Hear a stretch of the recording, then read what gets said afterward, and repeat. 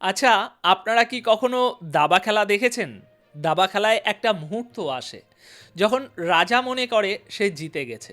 ঠিক তখনই বিপক্ষ দলের মন্ত্রী এমন এক চালের সামনে এসে দাঁড়ায় যে পুরো বোর্ডটাই উল্টে যায়। এই মুহূর্তে ঠিক একই ঘটনা ঘটছে মধ্যপ্রাচ্যে। আপনারা সবাই হয়তো তাকিয়ে আছেন ওয়াশিংটন ডিসির দিকে, ভাবছেন আগামী ৪৮ ঘন্টার মধ্যে ডোনাল্ড ট্রাম্প এবং বেঞ্জামিন নেতানিয়াহুর বৈঠকে কি সিদ্ধান্ত হবে। সবাই ভাবছেন এই বৈঠকের পরেই কি ইসরায়েল ইরানের উপর ওই চূড়ান্ত হামলা চালাবে, যা নিয়ে আমরা এতদিন আলোচনা করছি।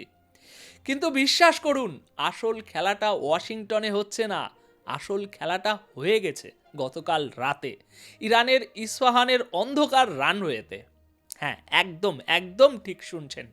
যখন সারা বিশ্ব ট্রাম্প আর নেতানিয়াহুর মিটিং নিয়ে ব্যস্ত, ঠিক সেই সময় সবার চোখের আড়ালে র্যাডারের নিচ দিয়ে রাশিয়ার একটি দানবীয় কার্গো বিমান নিঃশব্দে মাটি ছুঁয়েছে ইরানের ইস্পাহানে। তেহরান নয়, বন্দর আব্বাস নয়, সরাসরি ইস্পাহান। কেন জানেন?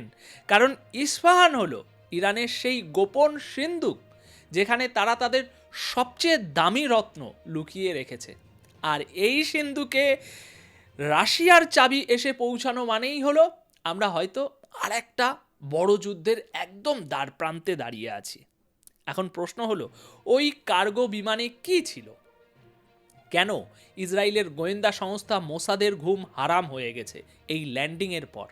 আজকের ভিডিওতে আমরা এই সমস্ত গুরুত্বপূর্ণ তথ্য নিয়েই আলোচনা করব। দর্শক, প্রথমেই একটা বিষয় পরিষ্কার করা যাক।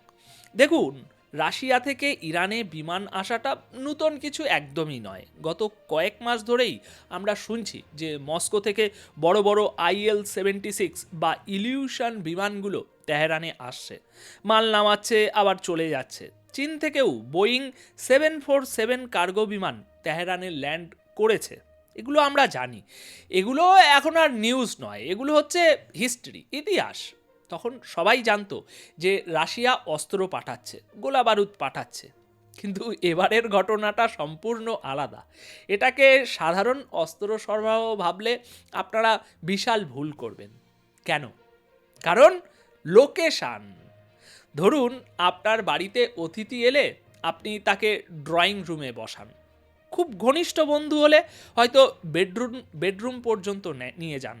কিন্তু যদি কাউকে দেখেন সোজা আপনার বাড়ির মাটির নিচের গোপন ভল্টের সামনে দাঁড়িয়ে আছে, তখন বুঝতে হবে ঘটনা গুরুতর। ইরানের জন্য রাজধানী তেহরান হলো সেই ড্রয়িং রুম, কিন্তু ইস্পাহান হলো সেই গোপন ভল্ট। এই ইস্পাহান সেই জায়গা যেখানে ইরানের সবচেয়ে বড়, সবচেয়ে বিতর্কিত এবং সবচেয়ে সুরক্ষিত নিউক্লিয়ার সাইটগুলো অবস্থিত। নাতাঞ্জ, ফার্দো, ইস্পাহান, এই নামগুলো শুনলেই আমেরিকার পেন্টাগনের কপালে ভাঁজ পড়ে। আর ঠিক এই জায়গাতেই রাশিয়ার রহস্যময় বিমানটি ল্যান্ড করেছে। সোর্স বা সূত্রের খবর অনুযায়ী এটা কোনো সাধারণ রুটিন ভিজিট ছিল না। বিমানটি এসেছে তড়িঘড়ি, অত্যন্ত গোপনীয়তার সাথে। বিশেষ কিছু কার্গো খালাস করেছে এবং খুব দ্রুত আবার আকাশে মিলিয়ে গেছে। এখন প্রশ্ন হলো, রাশিয়ার এই বিমানটি ইস্পাহানের মতো স্পর্শকাতর জায়গায় কি নিয়ে এসেছে? এটা কি শুধুই বন্ধুত্বের খাতির, নাকি এর পিছনে আছে কোনো একটা ভয়ঙ্কর প্রস্তুতি? দর্শক, আপনারা জানেন মাত্র দুদিন পরেই ট্রাম্প এবং নেতানিয়াহুর হাই ভোল্টেজ মিটিং। ইসরায়েল বারবার হুমকি দিচ্ছে যে এবার তারা ইরানের মিসাইল ঘাঁটিগুলোতে হামলা চালাবে। আর ঠিক সেই হামলার ব্লুপ্রিন্ট যখন তৈরি হচ্ছে ওদিকে, তার ঠিক 48 ঘন্টা আগে রাশিয়ার বিমান কেন পরমাণু কেন্দ্রের সামনে এসে নামলো? এটাকে কি আপনারা শুধুই কোইন্সিডেন্স বলবেন? দেখুন, রাজনীতিতে কাকতালীয় বলে কিছু হয় না। আসুন এবার একটু গোয়েন্দাগিরি করা যাক ওই বিমানের পেটে কি ছিল। আপনাদের একটু একটু ফ্ল্যাশব্যাকে নিয়ে যাই। মনে আছে, মাস দুয়েক আগে ইস্পাহানের আকাশ হঠাৎ কেঁপে উঠেছিল। ইরান সেখানে একটা মিসাইল টেস্ট করেছিল। তখন সাধারণ মিডিয়া বলেছিল, ওহ, ইরান তো রোজই মিসাইল টেস্ট করে। কিন্তু যারা ডিফেন্স অ্যানালিস্ট, যারা মিসাইলের ধোঁয়া দেখলেই মোটামুটি বলে দিতে পারে ওটা কোন জাতের মিসাইল, তারা কিন্তু চমকে গিয়েছিল। কেন জানেন? কারণ ইস্পাহান থেকে যে মিসাইলটি ফায়ার করা হয়েছিল তার ধরন, তার গতি এবং তার ট্র্যাজেক্টরি বা গতিপথ যেটা বলে, সেটা হুবহু রাশিয়ার বিখ্যাত S-400 ডিফেন্স সিস্টেমের মিসাইলের মতো ছিল। এখন ওই ঘটনার পর থেকেই সামরিক পাড়ায় মোটামুটি ফিসফিসানি শুরু হয়। তবে কি রাশিয়া তলে তলে ইরানকে তাদের সবচেয়ে শক্তিশালী ঢাল S-400 সিস্টেম দিয়ে দিয়েছে? এবার দর্শক, আজকের এই ঘটনার সাথে ওই পুরনো সুতোটা একটু জোড়া লাগান। 1. ইস্পাহানে ইরানের পরমাণু কর্মসূচি চলছে। 2. ইসরায়েল সেই পরমাণু কর্মসূচিতে হামলা করার হুমকি দিচ্ছে। 3. মাস দুয়েক আগে সেখানে রাশিয়ার প্রযুক্তির মতো মিসাইল দেখা গেছে। 4. আজ রাশিয়ার বিশাল কার্গো বিমান সোজা ওই ইস্পাহানে ল্যান্ড করেছে বলে সূত্রের খবর। ব্যাপারটা জলের মতো পরিষ্কার মনে হচ্ছে না? আমার ধারণা, এবং অনেক সামরিক বিশেষজ্ঞরও একই মত, রাশিয়া শুধু ইরানকে অস্ত্র দিচ্ছে না, রাশিয়া ইরানকে একটা আয়রন ডোম বানিয়ে দিচ্ছে। ওই বিমানে খুব সম্ভবত S-400 সিস্টেমের অ্যাডভান্স ব্যাটারি এবং র্যাডার কম্পোনেন্ট ছিল। চিন্তা করে দেখুন, আপনি যদি আপনার সবচেয়ে দামি সম্পদ মানে নিউক্লিয়ার বম তৈরির সরঞ্জাম কোথাও রাখেন, আপনি কি চাইবেন না তার চারপাশে সবচেয়ে শক্তিশালী পাহারাদার বা গার্ড রাখতে? ভেবে দেখুন, চাইবেন না? S-400 হলো সেই পাহারাদার। রাশিয়া হয়তো ইসরায়েলকে পরোক্ষভাবে জানিয়ে দিল, তোমরা প্ল্যান করছো হামলা করার, আর আমরা তার আগেই সেখানে কাজ করে দিয়ে আসলাম। দর্শক, এটা যদি সত্যি হয় তবে আগামী দিনে ইসরায়েলের জন্য ইরানে হামলা করা আর ওই বাচ্চাদের খেলা থাকবে না। এটা হবে আগুনের মধ্যে হাত ঢুকিয়ে দেওয়ার মতো। কিন্তু একটু দাঁড়ান, গল্পের এখানেই কিন্তু শেষ নয়। কার্গো বিমানে শুধু মিসাইল ডিফেন্স সিস্টেম ছিল এটা ভাবলে আমরা পুরো ছবিটা হয়তো দেখতে পাবো না, মুদ্রার একটা পিটি হয়তো দেখতে পাবো। সাম্প্রতিক সময়ে একটা খবর হয়তো আপনারা মিস করে গেছেন। কিছুদিন আগেই ইরানের প্রায় 30 জন শীর্ষ পরমাণু বিজ্ঞানী বা টপ নিউক্লিয়ার সায়েন্টিস্ট দল বেঁধে মস্কো সফরে গিয়েছিলেন। সেখানে ক্রেমলিনের বন্ধ দরজার পিছনে রাশিয়ার বিজ্ঞানীদের সাথে তাদের ঘন্টার পর ঘন্টা মিটিং হয়েছে।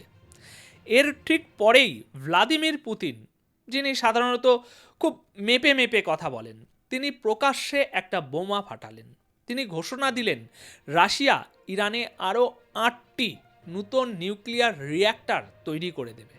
এবার ভাবুন একবার, আমেরিকা একদিকে ইরানের উপর হাজার হাজার স্যাংশন বা নিষেধাজ্ঞা চাপাচ্ছে যাতে তারা একটাও নাটবল্টু না বানাতে পারে, আর অন্যদিকে পুতিন বলছেন একটা কেন, আমি তোমাদের 8টা রিঅ্যাক্টর বানিয়ে দেব।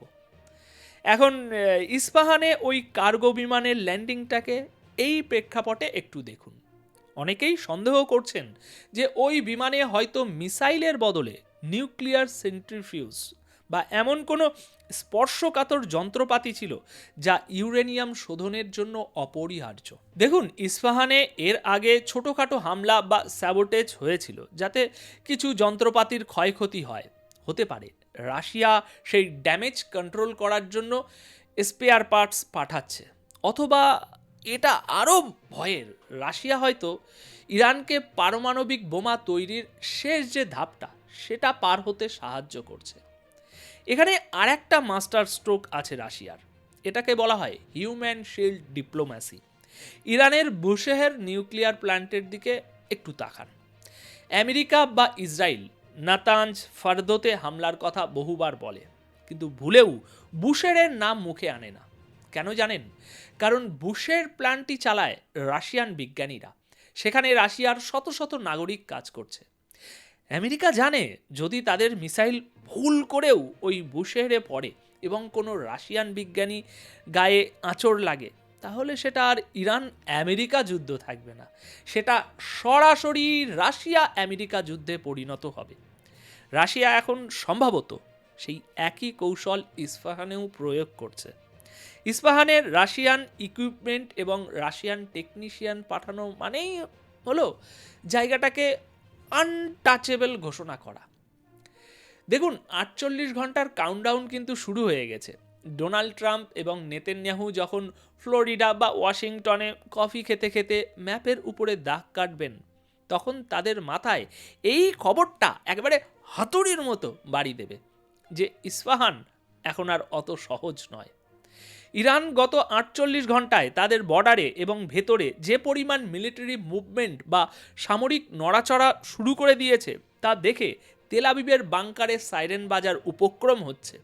তারা মিসাইল পজিশন বদলাচ্ছে, র্যাডার অন করে রেখেছে এবং তাদের সর্বোচ্চ সতর্কতায় রাখা হয়েছে। ইরানের সেনাপ্রধান এবং বিদেশমন্ত্রী আব্বাস আরাগাচি স্পষ্টভাবে বলে দিয়েছেন, আমরা নেগোসিয়েশন বা আলোচনার টেবিলে বসবো না যখন আমাদের মাথার উপর বন্দুক তাক করা আছে। পরিস্থিতি এখন এমন যে বারুদের স্তূপে শুধু একটা দেশলাই কাঠি পড়ার অপেক্ষা। এখন রাশিয়া সেই বারুদের স্তূপের চারপাশে একটা দেয়াল তুলে দিল, নাকি ওই বারুদে আরও আগুন মিশিয়ে দিল, সেটা তো আগামী কয়েকদিনেই পরিষ্কার হয়ে যাবে। তবে দর্শক, একটা কথা নিশ্চিত, ইস্পাহানের ওই রানওয়েতে রাশিয়ার চাকা স্পর্শ করার সাথে সাথেই মধ্যপ্রাচ্যের যুদ্ধের সমীকরণ বা ইকুয়েশনটা পুরোপুরি বদলে গেছে।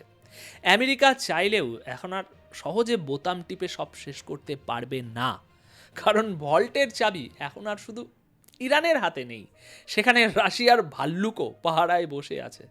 এখন এ বিষয়ে আপনাদের কি মনে হয়? এই যে রাশিয়ার বিমানটি ইস্পাহানে নামলো, এটা কি শুধুই ডিফেন্স সিস্টেম, নাকি ইরানকে পরমাণু শক্তিধর রাষ্ট্র বানানোর জন্য পুতিনের গোপন সহায়তা?